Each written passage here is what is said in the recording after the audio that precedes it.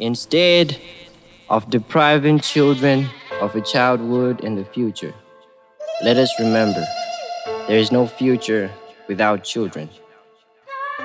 Okay, we get it. At times we agree to disagree, and at times we disagree to agree. But if there's one thing we must all sit down and agree to agree, is this. Children might not be contributing much for you today, but they mean everything for everyone tomorrow. Let me put it down this way. A journalist once asked an 11-year-old child soldier that, what is that one thing you would like the world to know about the world you have lived in?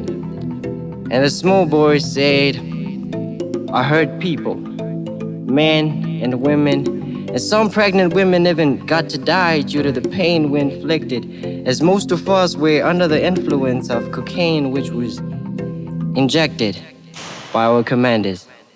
But I just want God to forgive me, because we were made to miss our childhood and to become animals we were not. You know, after listening to this interview, I didn't even care about whatever the world believed in, because if there is a child next to you who doesn't even know if tomorrow is coming and still you say there is something you believe in which is more important than our child might be feeling, then I'm so sorry. Something must be wrong with whatever we all believe in. Say I was told that good things come to those who wait, but not to those who wait when it's already too late. But that statement, wow, that statement began to not make sense to me the more I realized that there are more and more children who've been waiting for so long just for you and I to make them firm and strong. Waiting for somebody to say something, but some of us totally say nothing. Waiting not just for you to acknowledge what they go through, but for you to show that you know what they go through. And I would ask you, my brother, how would you feel if you were told that this is not just a story shared by one child to many, but it's from many to so many who need us and who are not far but right within us, crying out every day and trying to reach out to us, but with a silent voice. Why? Because they don't know how to say it. My sister, how would you feel if you were told that nobody was ever there for you at a time when you were so young, vulnerable, ignorant, and innocent that you didn't even know you needed anybody? But it's so sad that it's something we often watch on television that in this 21st century, albinos in Tanzania would stay in an isolated place, in their own country, in their own home. Why? Because they're so scared to lose some of their body parts. It is happening in this decade that children are sacrificed as part of child sacrifices in Uganda for somebody to have some kind of wealth or to perform some kind of ritual. It is happening today in our very own continent, where an 11-year-old girl would be put into marriage, and not everyone is willing to listen to whatever she got to say.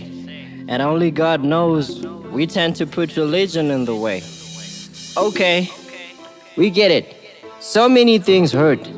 But I doubt if anything hurts more than try to picture yourself in the shoes of the mothers whose children were taken to be child soldiers and those children never came back. Trying to picture a 14-year-old girl dying during labor trying to give birth. But here's the damn truth that I keep telling myself, that, Nigel, you can never change Africa until you change yourself. But it's so sad that every time we try to talk about children, people tend to make several interpretations, assumptions, and even conclusions before they understand the real question as to how would you feel looking at a child who doesn't even know if tomorrow is coming. I never got to understand until understanding was all I could understand. You know, if we all wanted Africa to be as lovely as we write in all those poems, or as proud as we sound as we sing all those national anthems, then why do child marriage is okay? Why are child soldiers still there? Why is there child labor? Discrimination just because one has autism, vertigo? Why? I keep asking why, because every time we see it, but we don't say it. Or we say it, but we don't mean it. Or we mean it, but we don't feel it. Yet who feels it knows it. I'm talking about what's happening in Zimbabwe, South Africa, Malawi, Guinea-Bissau, Sierra Leone. The list goes on and on and on, and the fool has never been told. Sometimes we give these children money, we give them food, but some of them are looking for a hand to hold. And you try to look at me and try to listen to a list, the few things that I gotta say. That even though their voices might be too silent for you to hear, one thing must always be so clear, that as you look in their watery eyes about to shed a tear, asking you to pull them near, you would understand that something is big about humanity. But we will never get there until we change what is right here. There is a child out there who is waiting for you to hold their hand and tell them that everything will be okay. There is a child out there who is waiting for you to hold them and let them know that tomorrow is coming. There is a child out there who is waiting for you to make them feel that there is someone who is greater in them until they let it all out. And finally, there is someone who is out there waiting for you to let them know that I love you will always feel better if you love yourself too.